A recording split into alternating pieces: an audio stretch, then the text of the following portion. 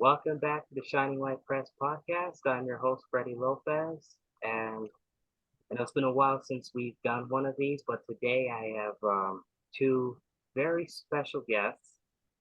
One of them you may recognize. She's a very good friend and colleague of mine. She ran for Secretary of State last year, and I had the pleasure of working with her last year. And I also have another guest with me that my good friend knows very well. She has actually helped her found the organization called Newmexit, Democrats exiting the Democratic Party in the state of New Mexico. And I would just like to give a big hand and round of applause to both of my two guests, Audrey Trujillo and Melinda Vivetta. Audrey, Melinda, it's so good to have you on. Thank you. Good to be on. All right, so I know my audience knows a lot about you, Audrey, but Melinda's also our guest, so I'm going to give her introduction. So, Melinda, tell us who you are and why do you stay in the fight for the conservative cause? Well, my name is Melinda Ann, and I am a native New Mexican, born and raised in southern New Mexico, Artesia, New Mexico, to be exact. We are a beautiful small town, refining town. We have a lot of dairy. So if you've never been through Artesia, most of you have, you can recognize us as soon as you get to Roswell by the smell, right? Because we smell like dairy and refinery.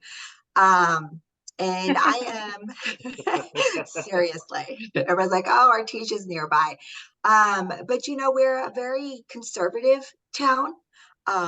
Growing up Democrat, I think the majority of us, we're Hispanic. Like I tell people, it was like as if Democrat was time stamped on my birth certificate the moment I was born, because that's just what we were told.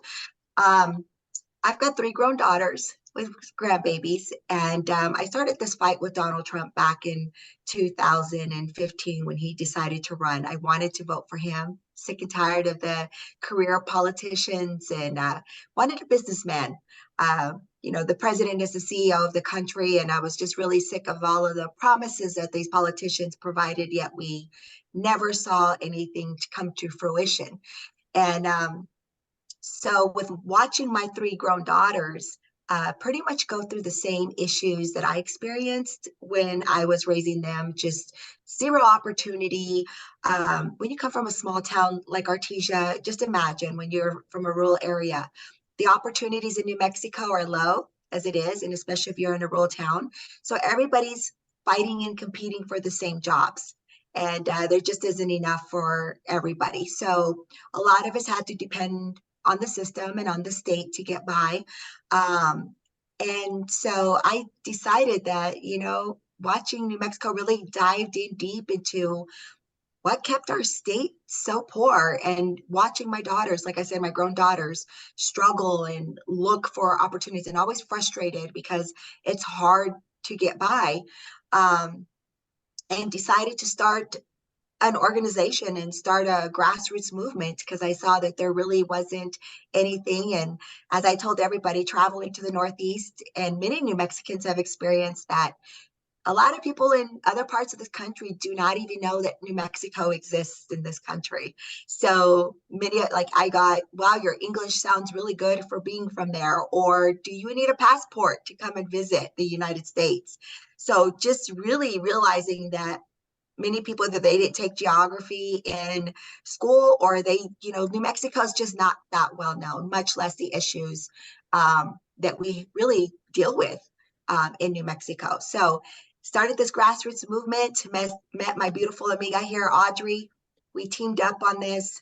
We really worked hard during the pandemic and learned a lot about what was really the the root cause of why New Mexico has been struggling. And we can really date back to its bad policies, bad government, and decided to stand together and educate our fellow New Mexicans, so that, we're democratically held for almost 100 years. They're supposed to be for the poor, yet we're still poor.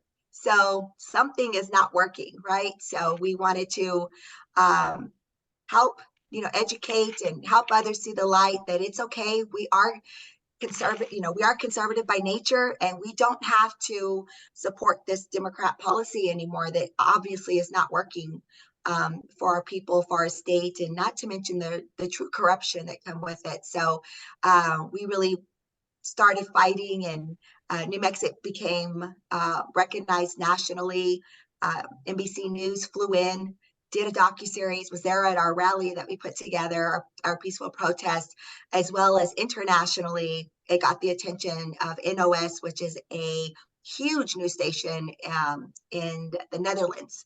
And so they said the same thing. You never hear about New Mexico. So really proud of the work, really proud of our people, because they really got out there. Everybody got out there. They said, you're right. We are stagnant. We aren't going anywhere. So it was such an humbling and just an awesome feeling, and just loved working with my sister Audrey here, and just really excited to get back into that. And our fight is not over. Our state is too beautiful. Our culture is too rich to let it go to the demise of these Democrats and these politicians. And that's how we're here. That is so wonderful to hear because, and my story is very similar to what your story is, because I think all of us is here, growing up in New Mexico, because I grew up in Santa Fe, just like Audrey did. And everyone here is, most people here are Democratic. And that's how we were all raised. That's how we were all brought up. And seeing my state, the way it is, it's just tragic, And I had graduated to Santa Fe Community College last year, and so many of my classmates were asking me, "Hey, Freddie, where are you going? Are you going to go out of the state?" And I said, "I have no reason to go anywhere. Why would I want to go anywhere?" And they literally said, "Why? There's nothing here for you." And when I heard that, I was shocked, but at the same time, I was not, because it was like, wow, this is really affecting our young people. But I thought to myself, you know what? I'm going to stay involved. I'm going to stick around, and I'm going to, do the best that I can, especially for younger folks in the state of New Mexico. And then that is how I ended up meeting Audrey at a critical race theory rally at the Roundhouse, and I briefly spoke at her rally, and we ended up started talking, and then she asked me to help her out in the campaign, and we're currently here now. So, and want to give the floor to Audrey. I know many folks know who you are, but just a brief introduction, and how was it like working with Melinda? Hi, everybody. It's an honor to be around such awesome patriots. My sister, Melinda, we call each other sisters because we practically are sisters. We have very similar backgrounds and how we were brought up in New Mexico, and we believe in the same morals and having integrity in this state. And those are the things that we both came together. It was weird. I would say it was a godly thing that God brought us together to fight for the causes and be able to coordinate responses to attacks that target multiple New Mexicans in different ways, which we saw through the legislature and the bills that were passed, and how our current governor just how she managed the pandemic.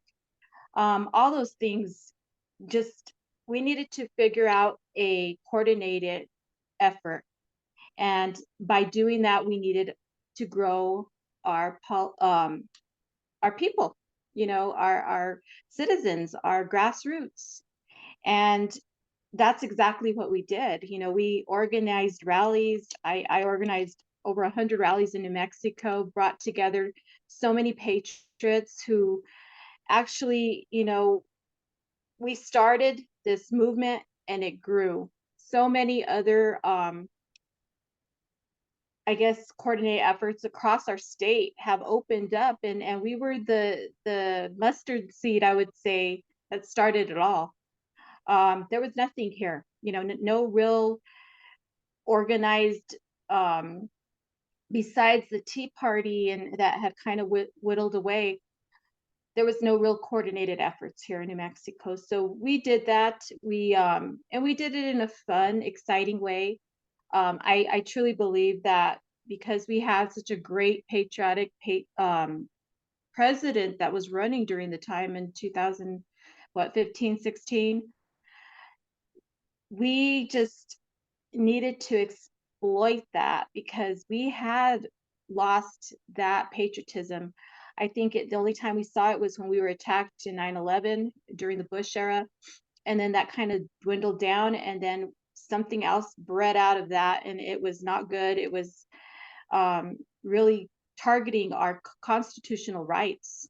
And we had to make a stand. We had to show the people that they have a voice. And a lot of people, they don't like to speak out. They don't like to be loud. They just want to go to work, mind their business, and just in a way make it all go away by not thinking about it, which we all found out that that is exactly why we're here right now in the position we're in New Mexico, is because people did not either pay attention, or they didn't get involved, or they thought someone else was going to do it. Well, we know now that the power is within the people, and we got to come together. We have to fight. We have to unify. It doesn't matter about the party. I mean, all of us, I think at one point we were Democrats until they basically left us, morally and even culturally. I see Democrats in my family that are still there hanging on, but do the Democrats of today, these progressive leftist Democrats, really align with your values? I don't think so. We do not believe in abortion up to birth. We don't believe in taking away our rights and our ability to make decisions for our own bodies and our own children in schools. These are issues that affect everybody. We've seen crime escalate in New Mexico. It's not even, you can't take your kids to a park, a public park anymore, because you see needles, you see homeless people hanging out, you see all these things that we didn't see when we were growing up. I mean, we used to ride our bikes up until dawn, until the lights turned on, and we knew that that was our signal to get home and be with our families and have dinner. But now it's like you don't even trust your kids to be in the public schools anymore, which they're supposed to feel, we're supposed to feel safe that they're there, and that's not happening. So there are many issues why we come together in New Mexico, and why Melinda and I started up the organization, Newmexit. We needed to really educate our New Mexicans on what is happening, because like a shadow, it overtook our state. And we're going to have to do a lot of damage control, because the damage it's doing to our future generations, we don't even know how bad it's going to get. Standing up, being a strong person in your family, out speaking at meetings, at community events, at things like, things that are going to really bring people that you normally wouldn't see together. Those are the things that I feel, and I don't know if Melinda agrees with me, but I think she does. Those are the places we have to be. We can't just speak on our own echo chambers and talk to the same people that believe like us. We got to really educate those people that aren't even, I don't think they're even aware of what changes have been made, because they're starting to see it through their businesses or their pocketbooks or their 401ks. That's where they're starting to see that these policies are hurting us and they're not helping us. So that's where I'm at. And like I said, I'm going to fight to the end. And I don't know how long God gives us on this earth, but I know that time is very precious, and we got to do all we can while we're here. Absolutely wonderfully said, because that is the simple truth, to be honest with you. And it's, and from my perspective, it's just, it is just disheartening to see, but I'm not going to sit down and be quiet. I'm not someone who's going to just sit around and just have my state, and nobody stand up for our state. And frankly, especially, and Audrey and I, we've talked about this many times, is that especially on the campaign trail, there are so many people out there who just, want to have some hope. They want to have some hope, to have someone out there who is standing up for them and someone who has no agenda. And there are quite a few people, even within the Republican Party, that have their own agenda, and not only have their own agenda, work against others. And that is just not right at all. And frankly, and this is what I personally believe, someone who's from my generation, because I'm turning 22 next week, and I feel like I've already accomplished a lot, and I want to inspire many people. And Audrey and I have talked about this, and I wonder what Melinda thinks, is that I believe there should be not just an organization of helping getting Democrats out of the Democrat Party, but also give younger people a voice. Give younger people a voice that, within the conservative movement, whether it's, and we do have organizations like Turning Point USA, like them, but I personally believe that it's not enough, especially for New Mexico, because New Mexico is such a unique state. And and my question to you, Melinda, is what are your thoughts on that, to have like a coalition or an organization of just young people, of young conservatives?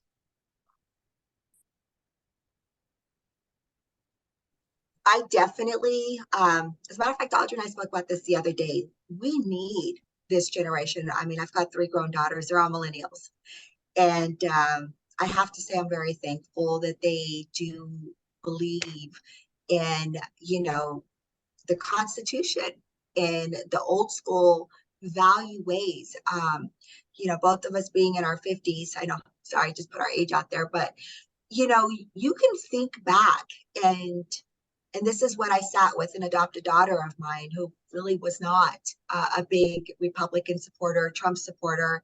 As a matter of fact, we had many differences. I spent 5 hours on the phone with her and really giving her a larger look into the retrospect of the generation that I grew up in, that Audrey and I grew up in, and showed her with facts, with information, how this country has really down spiraled. I used to sleep in a tent in my grandmother's front yard in Artesia, New Mexico, with my cousins, with never having a worry, are we going to be kidnapped? Is somebody going to do something? We used to do things like that. It was a very different America. It was a very different generation. We drank water out of water hose. We didn't have gluten problems. We didn't need safe spaces, right? So we can educate, and we can really give the younger generation a whole different perspective. And that's what's happening, is that this younger generation needs to see that bigger perspective. And there are many like yourself and many others like my daughters that are millennials that are open-minded, right? And we need you guys. You are our future. My grandkids are our future, and they live in New Mexico. So we definitely need to take this conversation, and we want to invite those that probably have opposing views and different perspectives, and just upset because they just don't know, right? I want it because after that 5-hour conversation that I had with her, she sat back and she says, "Oh my God, I had questions." And many people who are Republicans or are conservatives, they usually just call me names, Mom, and they shut me down. She says, "But what you did, and it really opened my eyes to so many different perspectives of how to look at situations." Take it back to the women's 1972, the year Audrey and I were born, is when the liberation of women and the women's rights started. Okay, it started the year we were born. And we can look at the decline in our society once we took mothers out of the home and there was no longer a family unit, and what it did to a whole generation when you look into the future. So we need to show that to our new generation, the one that's your generation, that's getting ready to take over where we are, and help run this world, to have that different perspective so that we can get back and understand why. What I hear is a lot of these kids, they just want to abolish the Constitution. Where did they get that from? We respected the flag. We said the Pledge of Allegiance. We love, and we understand is the difference. We understand the Constitution. We know what it stands for, and we know it's what keeps us free. We have to protect that. Other countries, people from other countries are asking us to protect it, because when America is like under what Trump did, there's no wars. Well, you literally have world peace. You really do.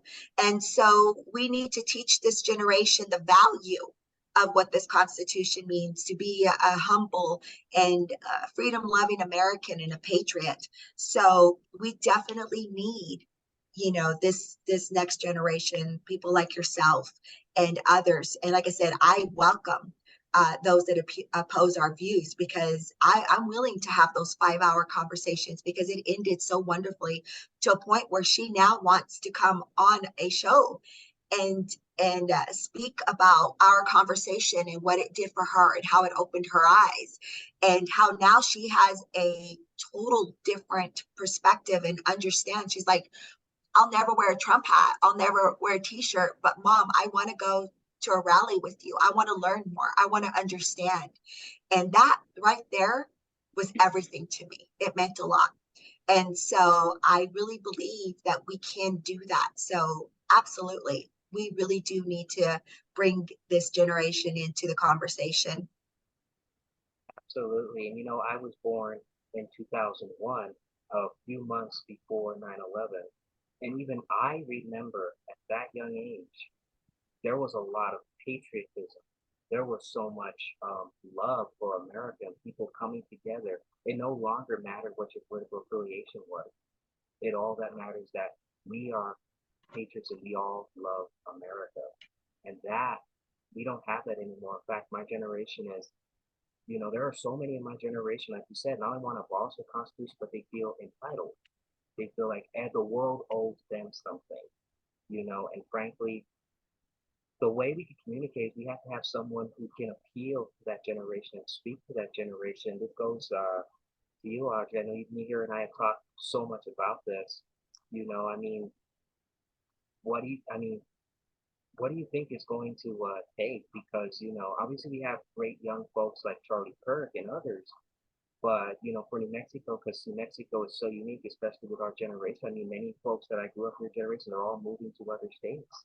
And it's like our state is literally being left behind. So what are your thoughts on that? I couldn't hear you. Are you asking me?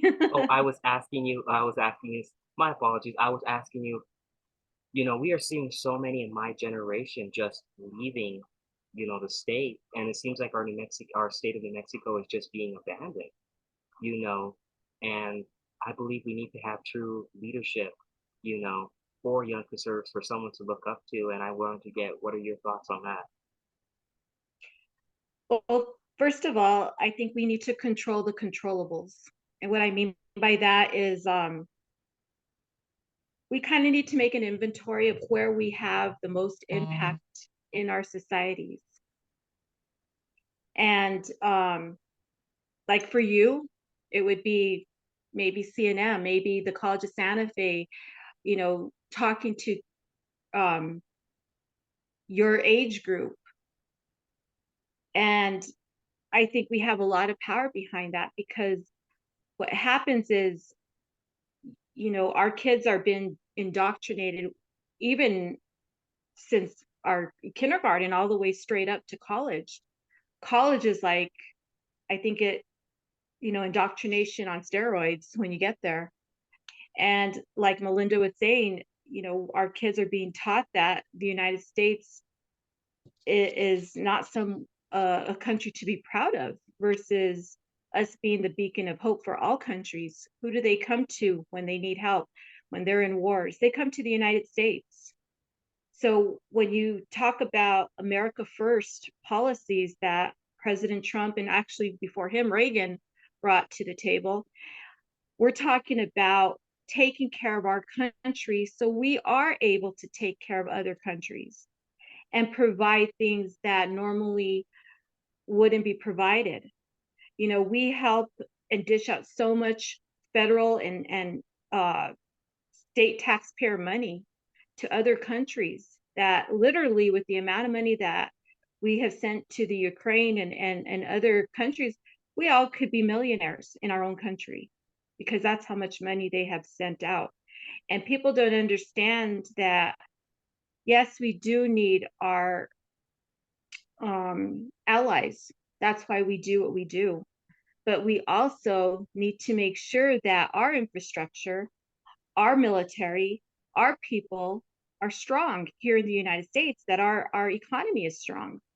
Because without our economy, without our people able to work and provide for their families, we're no better than any other third country, which we don't want to do. We don't want to be there. We want to make sure that there is there's opportunities for our children. And like you said, how do we keep our children in New Mexico? When in New Mexico, I just put some information today, I think it was earlier today, and it talks about, out of the 800,000 people that we have in New Mexico that are of working age, 200,000 of those people work for government in New Mexico. That's a huge amount of people that are working for the government. We need to provide other jobs besides just government jobs. Not to say that government jobs aren't wonderful jobs. They are. They have great benefits, and there's a lot of things that are very beneficial, especially because we do have two of the major labs. We have Los Alamos and Sandia lab here in New Mexico. But we need to provide private businesses as well. There needs to be lots of good paying jobs for those that do stay here and take advantage of the free education that this governor has placed on New Mexico, where you can get your free education here now. What's happening? I went to a Turning Point here at UNM meeting, and I was listening to these young kids, and they're just talking about how eager they are to graduate from UNM with their free education and go to another state. How is that going to help and benefit New Mexico? It's not. So thinking and actually just listening to their conversations within this group, which is they're a conservative younger group, Turning Point. I was listening to them, and they have very, very liberal ideas, and their ideas are not to stay and fight for their state. Their ideas are not to give back to society, given the fact that they are getting free education in New Mexico. You would think you would want to stay here. It's more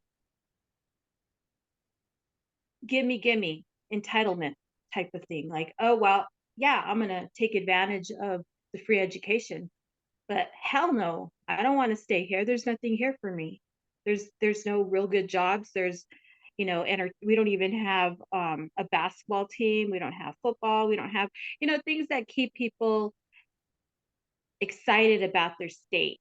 When we talk about patriotism and how we had lost that before Trump started rallying up in 2016, that's kind of like what we've lost here in New Mexico. We need to really get people excited, besides just having the movies here and government jobs, that really honestly are bringing people from other states that are running away from their dictatorships or their type of interference in living free, and then they're bringing their ideas here to New Mexico, and then we're wondering what's happening. All our people are leaving because we can't afford to live here anymore. Things are getting too expensive, and the jobs. My husband works for for a company, a private company. I won't even say it because, I don't know what the policies are, but they haven't gotten any kind of I would say they're when they get any kind of employment raises, it's between 1% and 3%. Like seriously, the only people in these big companies that are making a ton of money are the CEOs and the high top people. And most of these people that are in these high positions aren't from New Mexico. They're from either other countries or they're from other states. So are New Mexicans thriving here in New Mexico? I don't think so. So Yes, and you do have an absolute point to that because it's like, again, it goes back to my point when I graduated from the community college. Many of my classmates were telling me, literally, some of them were even encouraging me, you should just get out of Santa Fe, go to a different state, go do this, there's nothing here for you. And I got irritated and I simply said, you know what? I'm going to do my best to bring back opportunity here. Give people and my younger folks a reason to stay in New Mexico and not wanting to leave somewhere. And you have a good point about, the entitlement. Like you said, oh, give me, I want that free education. I'm not gonna stay here though.